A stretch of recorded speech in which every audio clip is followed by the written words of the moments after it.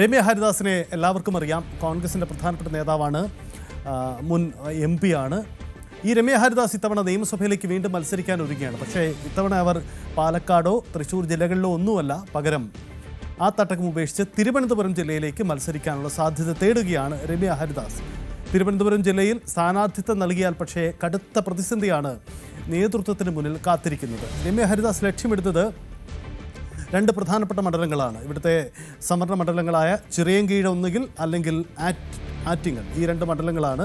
ഇതിനപ്പുറം അടൂരും ചില സാധ്യതകൾ പറഞ്ഞു കേൾക്കുന്നുണ്ട് രമ്യ ഹരിദാസിന്. എന്തായാലും അതിശക്തമായ എതിർപ്പുമായി ദളിത് കോൺഗ്രസ് രംഗത്ത് വരികയാണ്. രമ്യയെ മണ്ഡലത്തിൽ മത്സരിപ്പിക്കാൻ നീക്കം ഒരു തരത്തിലും അംഗീകരിക്കാനാവില്ല. വരത്തൻ സ്ഥാനാർത്ഥികൾ വേണ്ട, ജില്ലയിലുള്ള നേതാക്കൾ തന്നെ ഈ മണ്ഡലങ്ങളിൽ മത്സരിച്ചാൽ മതി എന്നതാണ് അവർ അറിയിക്കുന്നത്.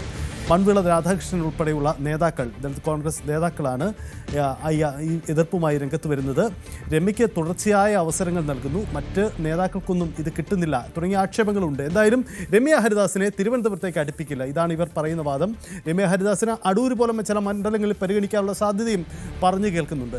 എന്താണ് ഇതിൻ്റെ രാഷ്ട്രീയം? ഇത് സാധ്യമാകുമോ? വിശദമായി പരിശോധിക്കാം. ഡാൻ കുര്യൻ ചേരുന്നുണ്ട്. ഡാൻ, രമ്യ ഹരിദാസിനെ ഇത്തവണയും പരിഗണിക്കുന്നു എന്നത് ഒരു പ്രധാനപ്പെട്ട കാര്യം കൂടിയാണ്. അതിനിടയിലാണ് തിരുവനന്തപുരത്തേക്ക് വരാനുള്ള സാധ്യത. ഈ ഉയരുന്ന എതിർപ്പുകളെ നേതൃത്വം മറികടന്ന് തീരുമാനമെടുക്കുമോ ഡാൻ?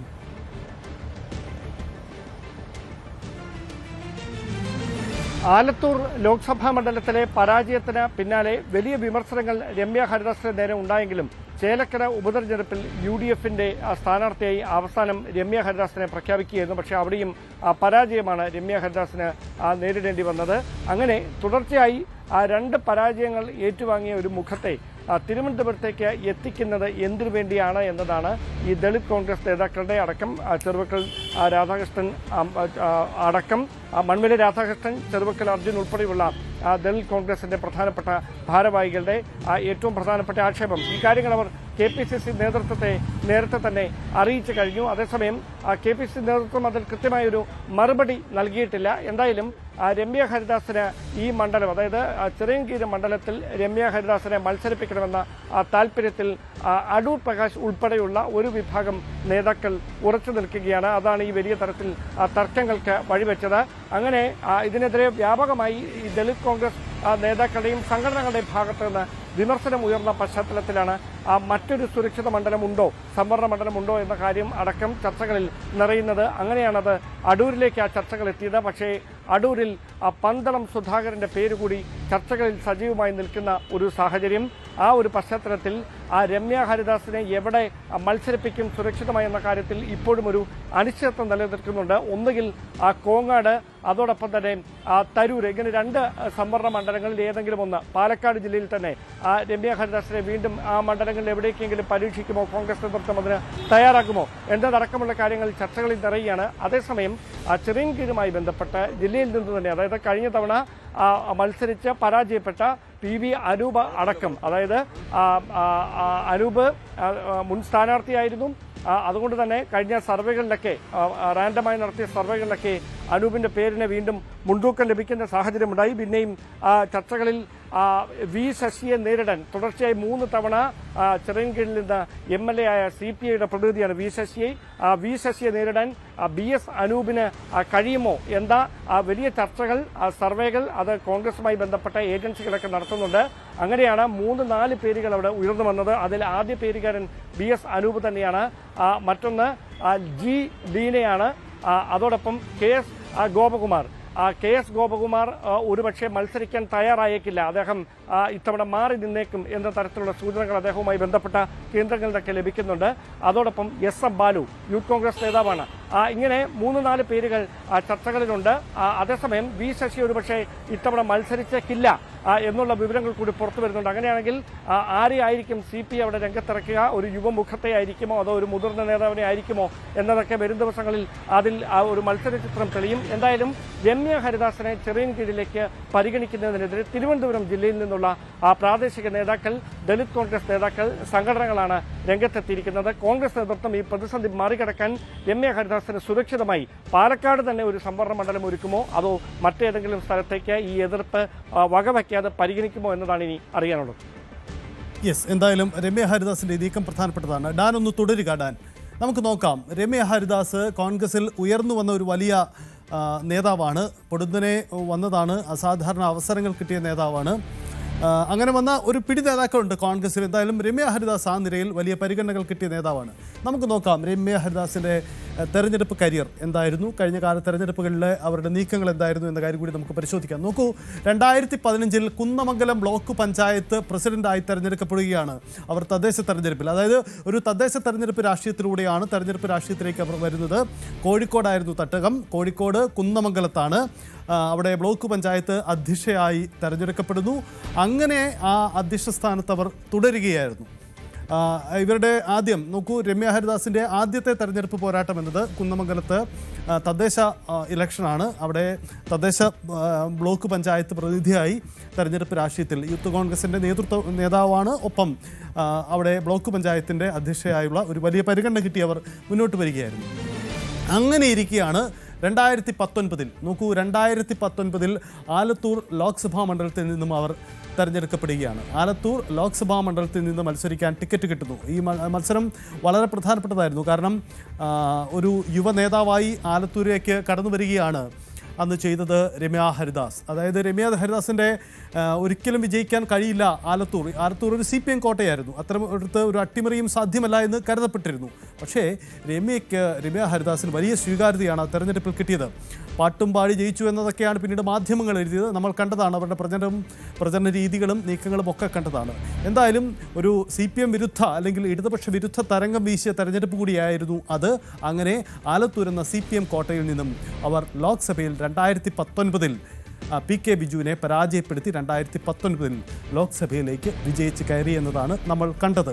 അതാണ് 2019 അവരുടെ ലോക്സഭാ തെരഞ്ഞെടുപ്പ് അനുഭവം. അതിന് തുടർച്ചയായി കഴിഞ്ഞ ലോക്സഭാ തെരഞ്ഞെടുപ്പിൽ 2024 വീണ്ടും അവർ ആലത്തൂരിൽ നിന്ന് മത്സരിച്ചു. നമുക്കറിയാം 2019 കോൺഗ്രസിന് വലിയ തേരോട്ടമുണ്ടാക്കിയ ഒരു ലോക്സഭാ തെരഞ്ഞെടുപ്പാണ്. ഒരു പിടി നേതാക്കളാണെന്ന് ലോക്സഭയിലേക്ക് പോയത്. ഇവരെല്ലാം വീണ്ടും കഴിഞ്ഞ തെരഞ്ഞെടുപ്പിൽ 2024 ലോക്സഭയിലേക്ക് മത്സരിച്ചു. പക്ഷേ അതിൽ പരാജയപ്പെട്ട പ്രധാനപ്പെട്ട വ്യക്തി അല്ലെങ്കിൽ പരാജയപ്പെട്ട വ്യക്തി രമ്യ ഹരിദാസ് മാത്രമായിരുന്നു. അങ്ങനെ രമ്യ ഹരിദാസ് 2024 ആലത്തൂരിൽ നിന്ന് കെ രാധാകൃഷ്ണനോട്, സംസ്ഥാനത്തെ മന്ത്രി അദ്ദേഹം ലോക്സഭയിലേക്ക് മത്സരിച്ച കെ രാധാകൃഷ്ണനോട് പരാജയപ്പെട്ടു. അങ്ങനെ CPMൻ്റെ ആ പഴയ ഇടം CPM തിരികെ പിടിച്ചു, അവിടെ നിലനിർത്തി. പക്ഷേ പരാജയം രമ്യ ഹരിദാസിന് വലിയ നഷ്ടമായി. കാരണം ബാക്കി എല്ലാവരും വിജയിച്ചപ്പോൾ രമ്യ മാത്രം പരാജയപ്പെടുന്ന സാഹചര്യമുണ്ടായി. എന്ന് മാത്രമല്ല, രമ്യ ഹരിദാസിന് അന്ന് ആലത്തൂരിലെ അവരുടെ പ്രവർത്തനങ്ങൾ മണ്ഡലത്തിലെ ജനങ്ങളുമായി അടുത്ത് നിന്നില്ല, പ്രവർത്തകരെ വെറുപ്പിച്ചു, ഇങ്ങനെ പല ആക്ഷേപങ്ങളും നേരിടേണ്ടി വന്നു. അങ്ങനെ എന്തായാലും അവർക്ക് ആലത്തൂരിൽ പരാജയമുണ്ടായി എന്നതാണ് സാഹചര്യം. 2019 ആ ട്രെൻഡ് നിലനിർത്താൻ രമ്യ ഹരിദാസിന് കഴിഞ്ഞില്ല. തീരുന്നില്ല, തൊട്ടടുത്ത തെരഞ്ഞെടുപ്പിൽ, അതായത് കെ രാധാകൃഷ്ണൻ ലോക്സഭയിലേക്ക് പോയ ഒഴിവിൽ നടന്ന ചേലക്കര ഉപതെരഞ്ഞെടുപ്പിലും അവർ മത്സരിക്കുന്നു. അങ്ങനെ ചേലക്കര ഉപതെരഞ്ഞെടുപ്പിൽ അവർ സ്ഥാനാർത്ഥിയായി വരുന്നു. പക്ഷേ വിജയിക്കാനാവുന്നില്ല. ചേലക്കരയിൽ ഭൂരിപക്ഷം കുറച്ചു ഇടതുപക്ഷത്തിൻ്റേത് എന്ന് വേണമെങ്കിൽ അവകാശപ്പെടാം. പക്ഷേ അവർക്ക് വിജയിക്കാനാവുന്നില്ല എന്നതാണ് സാഹചര്യമുണ്ടാകുന്നത്. അങ്ങനെ 2025 തെരഞ്ഞെടുപ്പിൽ അവർക്ക് പരാജയമാണ്. അങ്ങനെയെങ്കിൽ തുടർച്ചയായ 2 വർഷങ്ങളിലായി നടന്ന തെരഞ്ഞെടുപ്പുകളിൽ 2024 ലോക്സഭയിലും 2025 ചേലക്കര ഉപതെരഞ്ഞെടുപ്പിലും പരാജയം നേരിട്ടു എന്നതാണ് രമ്യ ഹരിദാസിൻ്റെ തെരഞ്ഞെടുപ്പ് ചിത്രം എന്നതാണ് സാഹചര്യം. ഡാൻ തുടരുന്നുണ്ട്. ഡാൻ, രമ്യ ഹരിദാസിന് അടക്കമുള്ള ഒരു പിടി നേതാക്കൾക്ക് വലിയ പരിഗണന കിട്ടി മുന്നോട്ട് പോയതാണ്. അപ്പോൾ രമ്യയ്ക്ക് ഇനിയും പരിഗണന നൽകുമ്പോൾ സ്വാഭാവികമായും അത് ചോദ്യങ്ങളൊക്കെ ഉണ്ടാവും. ഈ വാർത്തകളോട് രമ്യ ഹരിദാസ് ചില മാധ്യമങ്ങളോട് പ്രതികരിച്ചത് പാർട്ടി നിർദ്ദേശിച്ചാൽ താൻ തിരുവനന്തപുരത്തായും മത്സരിക്കുമെന്നതാണ്. ഒരുപക്ഷേ KPCCയെ കുഴയ്ക്കുന്ന ഒരു വിഷയമായിരിക്കുമോ രമ്യ ഹരിദാസിൻ്റെ സ്ഥാനാർത്ഥിത്വം ഈ തെക്കൻ കേരളത്തിലെ ഏതെങ്കിലും മണ്ഡലങ്ങളിൽ പരിഗണിക്കുന്നത്?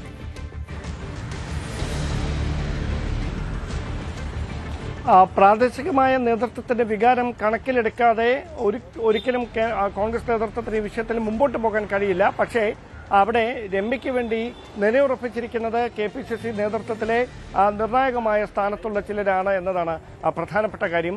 അതുകൊണ്ട് തന്നെയാണ് രമ്യ ഹരിദാസിന്റെ പ്രതീക്ഷകൾ അങ്ങനെ തന്നെ തുടരുന്നത്. അതായത് എന്ത് എതിർപ്പുണ്ടായാലും നേതൃത്വം തന്നോട് ആവശ്യപ്പെട്ടാൽ മത്സരിക്കാതിരിക്കാൻ കഴിയില്ലല്ലോ എന്ന് പറഞ്ഞു വെക്കുന്നത് തനിക്ക് നേതൃത്വത്തിൽ കൃത്യമായ ഒരു പിന്തുണ ഉണ്ട് എന്ന രമ്യ ഹരിദാസിന്റെ ബോധ്യം തന്നെയാണ്. ആ ബോധ്യം രമ്യയ്ക്ക് അനുകൂലമായൊരു ഘടകമായി മാറുമോ? അവിടെ രമ്യയ്ക്ക് മത്സരിക്കാനുള്ള ഈ എതിർപ്പുകളെ മറികടന്നുകൊണ്ട് മത്സരിക്കാനുള്ള ഒരു അവസരം നേതൃത്വം നൽകുമോ എന്നതാണ് അറിയാനുള്ളത്. എന്തായാലും ഇപ്പോൾ ഈ എതിർപ്പുമായി രംഗത്തെത്തിയിരിക്കുന്ന പ്രധാനപ്പെട്ട നേതാക്കളെയൊക്കെ അനുനയിപ്പിക്കാനുള്ള നീക്കങ്ങൾ ഒരു വശത്ത് നടക്കും. അത് സ്വാഭാവികമാണ്.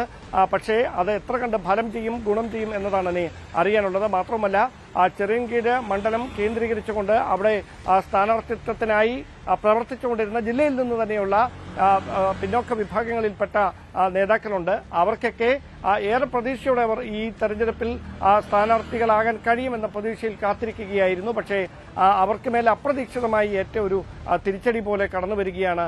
രമ്യ ഹരിദാസ് കടന്നു വന്നേക്കും, ചെറിയൻകീഴിൽ സ്ഥാനാർത്ഥിയായേക്കും എന്ന തരത്തിലുള്ള അഭ്യൂഹങ്ങൾ. എന്തായാലും ഇത് ചർച്ചകളിൽ ഒരു വശത്ത് അങ്ങനെ നിറയുന്നു. മറുവശത്ത് സ്ഥാനാർത്ഥികളാകാൻ ആഗ്രഹിച്ച ആളുകൾ ഈ ദളിത് കോൺഗ്രസ് നേതാക്കളുടെ പിന്തുണയോടെ KPCC നേതൃത്വത്തെ അവരുടെ നിലപാട് അറിയിച്ചു കഴിഞ്ഞു. രമ്യ ഹരിദാസിനെ തിരുവനന്തപുരത്ത് മത്സരിപ്പിക്കാനുള്ള നീക്കം നടത്തിയാൽ, തിരുവനന്തപുരം ജില്ലയിൽ സംവരണ മണ്ഡലത്തിൽ ചെറിയൻകീഴ് മത്സരിപ്പിക്കാനുള്ള നീക്കം നടത്തിയാൽ അതിന് കനത്ത വില കൊടുക്കേണ്ടി വരുമെന്നാണ് KPCC അധ്യക്ഷൻ ഉൾപ്പെടെയുള്ളവരെ ദളിത് കോൺഗ്രസ് നേതാക്കൾ അറിയിച്ചിരിക്കുന്നത്. അങ്ങനെയാണ് പിന്നീട് ചർച്ചകളിലേക്ക് അടൂർ എന്ന മറ്റൊരു മണ്ഡലം കടന്നു വരുന്നത്. അതുമായി ബന്ധപ്പെട്ട ചർച്ചകൾ നടക്കുമ്പോഴാണ് പന്തളം സുധാകരന് അവിടെ കൃത്യമായി പന്തളം സുധാകരൻ പരിഗണിക്കപ്പെട്ടേക്കുമെന്ന തരത്തിലുള്ള ചർച്ചകൾ ഒരു വശത്ത് നിന്ന് ഉയരുന്നത്. അങ്ങനെ അവിടെയും രമ്യ ഹരിദാസിന് അനുകൂലമായ ഒരു നിലപാട് കൊടിക്കുന്നിൽ സുരേഷ്, അതായത് കൊടിക്കുന്നിൽ സുരേഷിന്റെ ഒരു സേയ്ക്ക് കൃത്യമായ വാല്യൂ ഉണ്ട് അവിടെ. കാരണം അദ്ദേഹത്തിന്റെ ചുമതലയിൽപ്പെട്ട സ്ഥലമാണ് ഈ കൊല്ലം ഉൾപ്പെടുന്ന സ്ഥലങ്ങൾ. അതുകൊണ്ട് തന്നെ കൃത്യമായി അദ്ദേഹത്തെ പരിഗണിക്കാതെ അങ്ങനെ ഒരു തീരുമാനത്തിലേക്ക് നേതൃത്വം കടക്കുകയില്ല എന്നാണ് നമുക്ക് മനസ്സിലാക്കാൻ കഴിയുന്നത്. പിന്നീട് പാലക്കാട് ജില്ലയിൽ തന്നെ ഞാൻ നേരത്തെ സൂചിപ്പിച്ച പോലെ കോങ്ങാട്, അതോടൊപ്പം തരൂര് ഇങ്ങനെ രണ്ട് സംവരണ മണ്ഡലങ്ങളിൽ ഏതെങ്കിലും ഒന്ന് നൽകപ്പെടുമോ എന്നതാണ് ഇനി അറിയാനുള്ളത്. എന്തായാലും ചർച്ചകൾ ഇങ്ങനെ പുരോഗമിക്കുകയാണ്. രമ്യ ഹരിദാസ് കോൺഗ്രസിന്റെ ഒരു മുഖമായി വളരെ പെട്ടെന്ന് ഉയർന്നു വന്ന ഈ ദളിത് വിഭാഗങ്ങളുടെ പ്രതിനിധിയായി ഉയർന്നു വന്ന ഒരു നേതാവാണ്. അങ്ങനെ ഒരാൾക്ക് തിരുവനന്തപുരത്തേക്ക് കെട്ടിയിറക്കി മത്സരിപ്പിക്കേണ്ട എന്ത് കാര്യമാണുള്ളത് എന്ന് തലസ്ഥാന ജില്ലയിൽ നിന്നുള്ള കോൺഗ്രസ് നേതാക്കൾ, ദളിത് കോൺഗ്രസ് നേതാക്കൾ ചോദിക്കുമ്പോൾ രമ്യ ഹരിദാസിനെ ഇത്തവണ നിയമസഭയിൽ എത്തിക്കണം എന്ന നിർബന്ധ ബുദ്ധിയിൽ കോൺഗ്രസിലെ ഒരു വിഭാഗം നേതാക്കൾ ഉറച്ചു നിൽക്കുകയാണ്.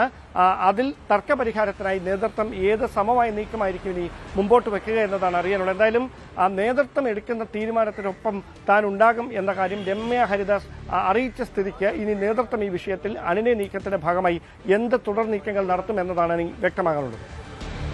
എന്തായാലും ഡാൻ സൂചിപ്പിക്കുന്ന പ്രകാരം KPCCക്ക് രമ്യ ഹരിദാസിനോട് അനുഭാവമുണ്ട്. അവർക്ക് മികച്ച ഒരു പരിഗണന നൽകണം, ഒരു സാധ്യതയുള്ള മണ്ഡലങ്ങളിൽ മത്സരിപ്പിക്കണമെന്ന ആഗ്രഹമുണ്ട്. പക്ഷേ അത് വെല്ലുവിളി ഉണ്ടാക്കുന്നു എന്നതാണ് ഡാൻ സൂചിപ്പിച്ചത്. എന്തായാലും KPCC ഈ വിഷയത്തിലെടുക്കുന്ന നിലപാട് നിർണായകമാണ്. ഈ തരൂര്, കോങ്ങാട് പോലെ പാലക്കാട് ജില്ലയിലെ സീറ്റുകൾ കോൺഗ്രസിന് ഒട്ടും സുരക്ഷിതമല്ല. CPMന് വലിയ സാധ്യതയുള്ള ഒരു ആധിപത്യമുള്ള ഇടങ്ങളാണ്. അവിടെ ഒരു അട്ടിമറി വിജയം അത്ര എളുപ്പമല്ല. അപ്പോൾ അത്തരമൊരു പരീക്ഷണത്തിന് രമ്യയെ വിട്ടുകൊടുക്കണമോ എന്ന് KPCC ചിന്തിക്കുന്നുണ്ടാവാം. പക്ഷേ ഇവിടേക്ക് വരുമ്പോൾ ആറ്റിങ്ങലും ചെറിയൻകീഴും ഇടതുപക്ഷ കോട്ടകളാണ്. പക്ഷേ ചെറിയൻകീഴിൻ്റെ രാഷ്ട്രീയം മാറുന്നു എന്ന ചില പ്രതീക്ഷകളാണ് ഇത്തവണ ചെറിയൻകീഴ് എന്ന പ്രതീക്ഷയിലേക്ക് ഒരുപക്ഷെ രമ്യയെ ചിന്തിക്കുന്നതിൻ്റെ കാരണം ചെറിയൻകീഴിൽ ചില അട്ടിമറികൾ നടന്നേക്കാം. കഴിഞ്ഞ ലോക്സഭയിലെയും പിന്നെ ഈ തദ്ദേശ തെരഞ്ഞെടുപ്പിൻ്റെയും ഫലങ്ങളൊക്കെ ചെറിയൻകീഴിൽ അത് പ്രതിപക്ഷ കക്ഷികൾക്ക് ഒരേ സമയം പ്രതീക്ഷ നൽകുന്നതാണ്. ഒരു കാര്യം ഓർക്കുക, ചെറിയൻകീഴിൽ BJPയും വലിയ പ്രതീക്ഷ വയ്ക്കുന്ന മണ്ഡലമാണ് എന്ന പ്രത്യേകത കൂടിയുണ്ട്. ചെറിയൻകീഴിൽ ചില അട്ടിമറി സാധ്യതകൾ ഇത്തവണ നിയമസഭയിൽ നടക്കുമോ, രമ്യ ഹരിദാസ് വരുമോ, ഇങ്ങനെ വലിയ ചോദ്യങ്ങൾ എന്തായാലും അവശേഷിക്കുകയാണ്. KPCCയുടെ തീരുമാനമുണ്ടാവേണ്ടത്. രമ്യയ്ക്ക് വേണ്ടി വലിയ സമ്മർദ്ദം ഉയരുന്നുണ്ട് എന്നതാണ് സാർ.